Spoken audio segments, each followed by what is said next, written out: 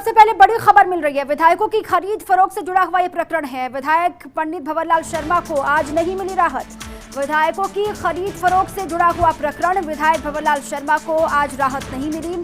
High court ने शर्मा को अंतरिम राहत देने से इनकार कर दिया है।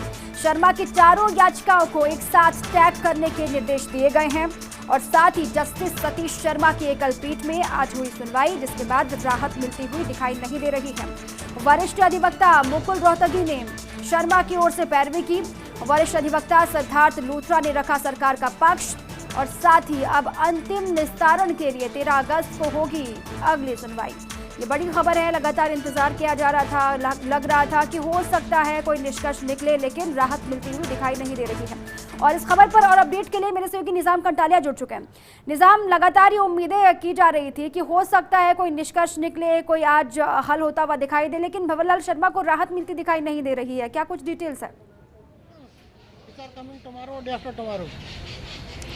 नहीं, देखिए कि इसको आज जो कह सकते हैं, आज भंवरलाल शर्मा को इसमें कोई राहत नहीं मिली। उनके पास अभी कुछ कह सकते हैं कि उनको उम्मीद थी कि आज कुछ हो जाएगा, लेकिन आज हुआ नहीं है, क्योंकि मुकुल रोहतगी खुद जो है इस मामले में भंवरलाल शर्मा की ओर से पैरवी करने के लिए आए थे। और दूसरी तरफ से जो जैसे कि सरकार एक सऊदी सिंह हो रहा है, उनकी 2 केस हैं, 2 याचिकाएं थी, इसमें एक में मुकुल रोहतगी पैरवी कर रहे थे और दूसरे जो एडवोकेट हैं उनके सऊदी सिंह हो रहा वो पैरवी कर रहे थे। दूसरी तरफ सरकार ने इस मामले की विशेष सुनवाई के लिए विशेष पैरवी के लिए एडवोकेट जो है अनिल उपमन को नियुक्त किया। उसके साथ ही जो है सिद्धार्थ लूथरा हैं सुप्रीम कोर्ट के, उनको भी इस मामले में अपॉइंट किया गया था। तो आज दोनों तरफ से पैरवी की गई और एडवोकेट जो सरकार की ओर से इसमें कोर्ट में कहा गया कि इस मामले में राजद्रोह का केस नहीं बनता। मेरे साथ एडवोकेट अनिल उपमन जी हैं। सर, क्या कुछ रहा कोर्ट में और क्या आप लोगों की तरफ से आज बहस रही और कोर्ट ने आखिर क्यों सुनवाई डाली?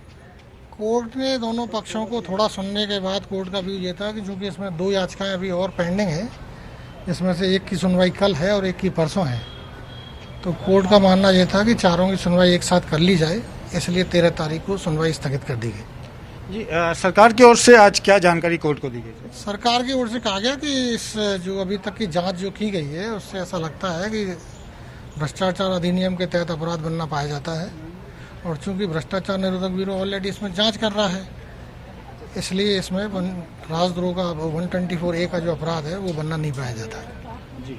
इसलिए राज्य इन्वेस्टिगेशन एजेंसी की राय में इस तरह की ये याचिका फलहीन हो गई है, यानी इन्फेक्शस हो गई जी। तो क्या खारिज करने की मांग की गई?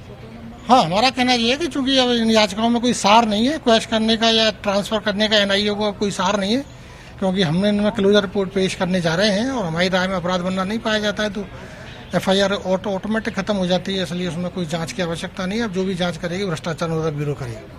जी बिल्कुल।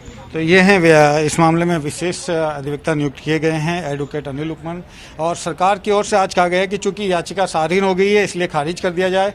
दूसरी तरफ अगर इस मामले में कहे मुकुल रोहतगी और जो बचाव पक्ष था उनका क्या तर्क रहा भंवरलाल शर्मा?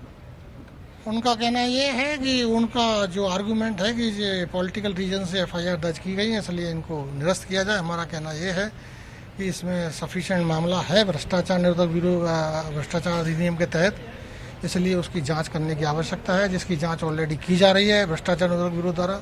इसलिए आगामी जो भी कार्रवाई, जो भी जांच होगी वो भ्रष्टाचार निरोधक ब्यूरो द्वारा की जाएगी।